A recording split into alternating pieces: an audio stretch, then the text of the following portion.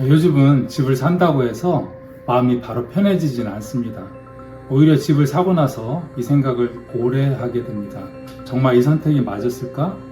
예전에는 집을 사면 드디어 내 인생의 가장 큰 숙제를 해냈다라는 안도감이 먼저 왔지만 지금은 집을 사고 나서도 계속 계산기를 두드리게 됩니다. 조금만 더 기다렸어야 했나? 지금 사는 게 맞는 건지 끊임없이 스스로를 의심하게 됩니다. 현재 부동산 마켓 상황이 영향이 있습니다. 시간이 지나고 보면 그 선택을 가장 많이 후회하는 사람들은 늘 비슷했습니다. 지금 이 시점에 집을 사면 안 되는 사람들이 분명히 있습니다. 문제는 대부분의 사람이 본인은 해당되지 않는다고 생각한다는 것입니다. 오늘 이 영상은 바로 여러분의 이야기일 수도 있습니다. 먼저 분명히 해두겠습니다. 이 영상은 무조건 집을 사지 마세요 혹은 무조건 기다리세요 라고 말하는 영상이 아닙니다. 주제는 딱 하나입니다. 지금 이 시점에 이런 상태로 사면 안 되는 사람들의 이야기입니다. 사람들이 부동산에서 크게 다치는 이유는 시장이 무너져서는 아닙니다. 대부분 자기 상황을 과대평가한 상태로 무리하게 진입했기 때문입니다. 그래서 오늘은 지금 집을 사면 안 되는 세 부류를 구체적으로 말씀드리고 이 상황에서 어떻게 빠져나와 올바른 전략을 세울 수 있는지도 함께 보도록 하겠습니다. 요즘 집은 예전처럼 일단 사두면 된다라는 단순한 선택지가 아닙니다. 집은 단순한 자산이 아니라 금리나 대출 구조, 또 세금, 보험, 그리고 유지비 같은 고정비가 얽힌 복잡한 장기 계약입니다. 직업의 안정성과 현금 흐름까지 모두 한꺼번에 묶여버리게 됩니다. 한번 들어가면 다시 나오는데 엄청난 시간과 비용이 듭니다.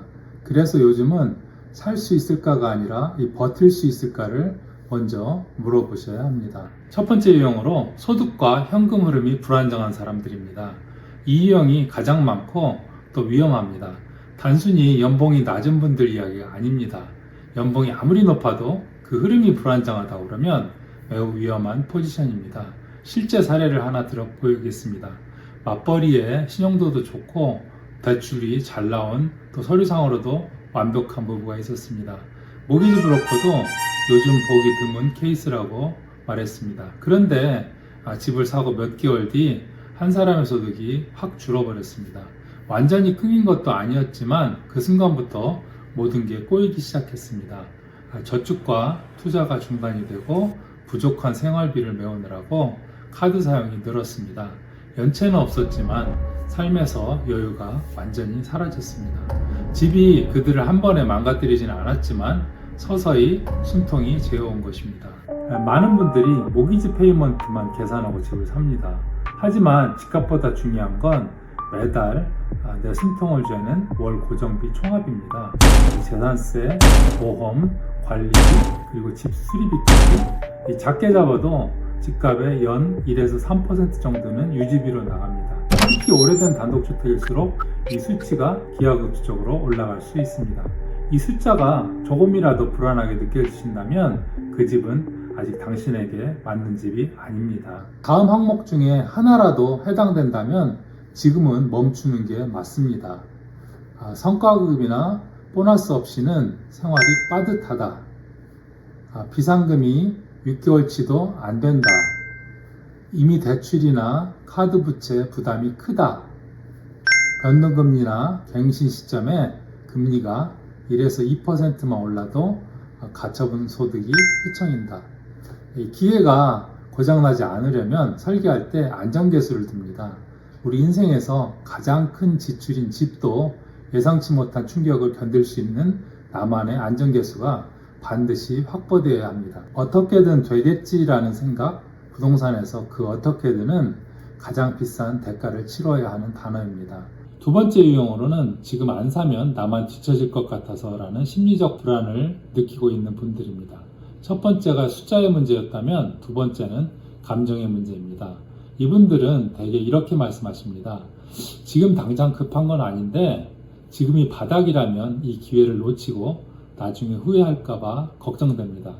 이 말이 나오는 순간 이미 판단의 중심은 현실이 아니라 이 불안으로 넘어간 상태입니다. 사실 사람들의 불안은 집값 그 자체에서 시작되지 않습니다. 바로 비교에서 시작됩니다. SNS나 뉴스 혹은 주변에 그 누구는 벌써 샀다더라는 말 한마디에 나만 가만히 있는 것 같다라는 소외감이 밀려오는 겁니다. 지금 이 시점에 시장을 정확히 짚어드리겠습니다. 지금은 사람들이 줄을 서서 사는 시장이 아닙니다. 최근 수년 동안 시장은 충분히 식어 있었고 또 선택권은 바이어 쪽으로 넘어와 있는 전형적인 바이어스 마켓입니다. 이 불안의 실체는 시장의 데이터가 아니라 요동치는 군중의 움직임에 있습니다. 지금은 가격이 치솟는 상황이 아님에도 불구하고 어떤 분들은 회복기에 나만 뒤처질지 모른다는 공포에 휩싸여 있습니다. 이 바닥을 잡아야 한다는 강박이 냉정한 판단력을 가리고 있는 것입니다. 마치 백화점 파이널 세일의 마지막 날과 비슷하다고 할까요? 지금 이 물건을 놓치면 다시는 이 가격에 못 살 것 같다는 아쉬움. 남들은 다들 득템했는데 나만 빈손으로 나가는 것 같은 그 조급한 말입니다. 하지만 냉정하게 구분해야 합니다. 지금 내리는 결정이 확신에 찬 전략인지 아니면 단순히 그 불안을 멈추기 위한 도피성 선택인지 생각해 보셔야 합니다. 이 백화점에서는 옷 한 벌 잘못 사면 그만이지만 이 부동산에서 내리는 조급한 결정은 내 인생의 현금 흐름을 이 수년 동안 묶어버리는 결과를 초래하기 때문입니다. 이 불안하고 조급한 상태에서 내린 결정은 준비의 결과가 아니라 생각할 시간을 스스로 지워버린 결과일 뿐입니다. 가장 빨리 마음이 편해지는 선택이 가장 안전하다고 착각하지 마시기 바랍니다. 현실은 정반대입니다. 이 불안한 상태에서 산 집이 당신의 인생에서 가장 위험한 집이 될 수도 있습니다. 세 번째 유형은 집을 자산이라고 믿으며 비용의 함정을 잊어버린 분들 이야기입니다. 이 세 번째 부류는 스스로를 나는 투자 관점으로 본다고 믿는 분들입니다. 물론 집이 투자 수단이 될 수는 있지만 지금 같은 시점에는 이야기가 좀 다릅니다. 어차피 금리는 곧 내려갈 거고 또 지금이 저점 매수 기회라며 높은 이자 부담을 무릅쓰고 한계치까지 대출을 받아 집을 샀다면 문제는 이자와 시간입니다. 매달 나가는 이자가 원금이 줄어드는 속도보다 빠르다면 그리고 집값이 오르지 않는 정체기가 길어진다면 그 이자는 그냥 허공으로 사라지는 비용일 뿐입니다. 진정으로 집을 투자로 보려면 이 냉정한 계산을 맞춰야 합니다. 이자 비용, 또 취득세, 재산세, 보험료, 또 유지보수비, 그리고 그 자금을 다른 곳에 투자했을 때 기회비용까지 말입니다. 이 모든 비용을 다 더한 뒤에도 집값 상승분이 남아야 비로소 수익입니다. 이 계산을 정확히 해본 적이 없다면 그것은 투자가 아니라 막연한 믿음에 가깝습니다. 그런데 이 상황들을 이겨낸 사람들에게는 한 가지 공통된 관점의 변화가 있었습니다. 그들은 집을 돈을 벌기 위한 무기가 아니라 나를 버틸 수 있게 해주는 방패로 보기 시작했습니다. 무기는 휘둘다가 내가 다칠 수 있지만 방패는 내가 다시 일어설 때까지 나를 안전하게 가려줍니다. 이들은 고정비를 최소화하고 또 여유 자금을 남겨두어 집이 내 인생을 묶어버리지 않게 만들었습니다. 결국 지금 집을 사면 안 되는 이유는 시장 상황 때문이 아닙니다. 내 포지션이 준비되지 않았기 때문입니다. 이제 이 질문을 바꿔야 합니다. 지금 사야 할까요? 말아야 할까요가 아니라 나는 어떤 포지션으로 들어가야 하는가를 말하는 것입니다. 자, 오늘 이야기한 세 부류를 다시 한번 정리해 보겠습니다. 소득과 현금 흐름이 불안정하신 분들, 또 불안 때문에 사려는 분들, 그리고 집을 단순한 투자로 믿는 분들입니다. 이분들의 공통점은 집을 사면 내 문제가 해결될 것이라고 믿었다는 것입니다. 하지만 이 거친 시장에서 살아남는 사람의 공통점은 달랐습니다. 그들은 집을 바꾸려 하지 않고 자신의 포지션을 바꿨습니다. 이 포지션을 바꾼다는 게 무슨 거창한 전략처럼 들리시나요? 아닙니다. 제가 만난 분들이 실제로 내린 결정들을 보면 아주 현실적이고 영리한 선택들이었습니다. 몇 가지 사례를 들려드릴 테니까 여러분의 상황은 어디에 해당되는지 한번 생각해 보시기 바랍니다. 첫 번째 사례로 주택의 크기보다 가족의 웃음을 선택한 경우입니다. 첫 번째는 주택의 유형을 바꾼 사례입니다. 제 손님 중에 내 식구라 무조건 마당에 있는 단독주택을 고집하는 분이 있었습니다. 그런데 대출 상담을 받아보니 그런 집을 사기 위해서는 부부가 저녁 시간과 아이들의 교육비를 모두 포기해야 했습니다. 결국 이분들은 전략적으로 포지션을 바꿨습니다. 무리한 단독주택 대신에 대출 부담을 30%나 낮출 수 있는 깨끗한 신축 타운하우스를 선택한 것입니다. 남들은 집 크기를 줄였다고 했지만 저는 이분들이 인생의 안정적을 높였다고 생각합니다. 덕분에 금리가 올라도 가족은 여전히 매주 외식을 하고 1년에 한 번은 여행을 떠납니다. 집이 가족의 숨통을 드는 게 아니라 진정한 방패가 되어준 케이스입니다. 두 번째 사례는 중심지에 대한 고집을 버리고 현금 흐름을 찾은 경우입니다. 지역의 포지션을 바꾼 사례입니다. 직장 근처에 도심 중심지를 고집하던 자산의 90%를 대출에 의존하려고 했던 젊은 부부가 있었습니다. 매달 수입의 절반 이상이 은행이자로 나갈 판이었는데 이분들은 고민 끝에 1시간 거리 외곽 도시로 눈을 돌렸습니다. 이 남들 시선보다 실속을 챙긴 겁니다. 덕분에 대출을 줄이면서 내 집 마련에 성공했고 매달 은행에 거액의 이자를 바치는 대신에 그 돈을 자신들의 미래를 위해 저축하고 있습니다. 출퇴근 시간은 조금 늘었지만 경제적인 자유로 가는 속도는 훨씬 빨라진 영리한 우회 전략을 선택한 사례입니다. 마지막은 시간의 포지션을 바꾼 분들입니다. 지금 안 사면 영영 못 살 것 같다는 공포심에 무리한 투자를 고려하던 분들이었습니다. 하지만 저는 그분들께 지금은 자산을 지켜야 할 때라고 조언했습니다. 그분은 결국 무리하게 집을 사는 대신에 전략적으로 월세를 살며 종잣돈을 고금리 예금과 채권에 묻어두는 포지션을 택했습니다. 남들은 언제 집 사냐며 걱정했지만 지금 이분들은 시장 급락기에도 자산을 안전하게 지켜냈습니다.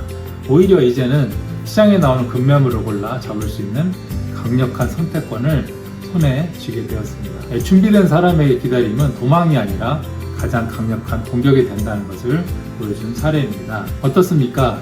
이분들이 내린 결정의 공통점은 딱 하나입니다. 집이라는 물건에 내 인생을 끼워 맞춘 게 아니라 내 예산과 행복에 맞춰 집의 포지션을 결정했다는 것입니다. 어떤 분들은 또 이렇게 묻습니다. 콘도는 너무 작지 않나요? 외곽은 불편하지 않나요? 라고요. 하지만 전략적으로 포지션을 바꾼 분들은 이렇게 말합니다. 그 선택 덕분에 비로소 숨을 쉴 수 있게 되었습니다. 라고 말합니다. 이것은 눈높이를 낮춘 타입이 아닙니다. 오히려 집이 내 인생을 먹지 않도록 리스크를 낮춘 아주 영리한 전략적인 선택입니다. 집의 크기를 키우는 대신에 내 인생의 선택권을 키운 셈입니다. 그렇다고 한다면 이 시점에서도 집을 사게 되는 사람은 누구일까요? 이 기준은 분명합니다. 첫째, 소득이 안정적이고 비상금이 충분한 분들. 둘째, 집을 사고 나서도 삶의 질이 무너지지 않는 분들. 셋째, 집값이 2, 3년 정도 정체되어도 흔들리지 않고 버틸 수 있는가에 답을 하실 수 있는 분들. 마지막으로 불안 때문이 아니라 실질적인 필요 때문에 사는가가 핵심입니다. 집이 나를 압박하지 않는가, 또 집이 내 인생의 중심이 되어 나를 짓누르기 시작하는 순간 시세가 얼마든 그 집은 이미 당신이 감당할 수 있는 범위, 임계점을 넘어선 것입니다. 그 순간부터 집은 안식처가 아니라 당신이 평생 짊어져야 할 짐이 되기 때문입니다. 그 집은 당신을 지켜주는 방패가 아니라 당신의 인생을 가두는 감옥이 되어버린 겁니다. 지금 당장 집을 사지 않기로 한 선택은 도망치는 것이 아닙니다. 계획 없이 미루는 것은 위험하지만 준비하며 기다리는 것은 큰 힘이 될 수 있습니다. 현금 비중을 늘리고 또 대출 구조를 공부하면서 내가 진짜 원하는 삶의 조건이 무엇인지 정리해 보시기 바랍니다.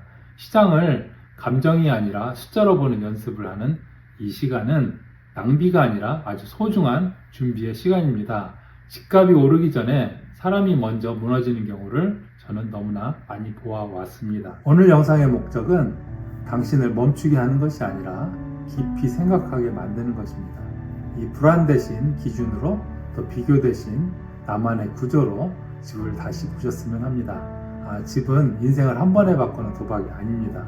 나와 가족을 지켜주는 공간이어야 하고 상황이 나빠져도 무너지지 않는 최소한의 기반이어야 합니다. 그래서 집은 돈을 버는 무기가 되기 전에 나를 보호하는 방패가 되어야 합니다. 부동산은 100m 달리기가 아니라 마라톤입니다. 지금 남들보다 조금 늦게 출발하는 것보다 더 무서운 건 완주하지 못하고 중간에 멈춰 서는 것입니다.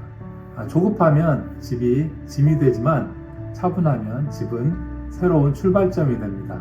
이 영상이 여러분이 감당할 수 있는 집, 또 진정으로 나를 보호해 줄 수 있는 집을 다시 생각하는 계기가 되었기를 바랍니다. 오늘 내용이 집 때문에 고민하는 분들에게 누군가에게 도움이 될 것 같다면 그분에게 이 영상을 조용히 공유해 주시기 바랍니다. 이 영상이 사람들을 흥분시키기보다는 한 사람의 인생을 살리는 영상이 되었으면 좋겠습니다. 감사합니다.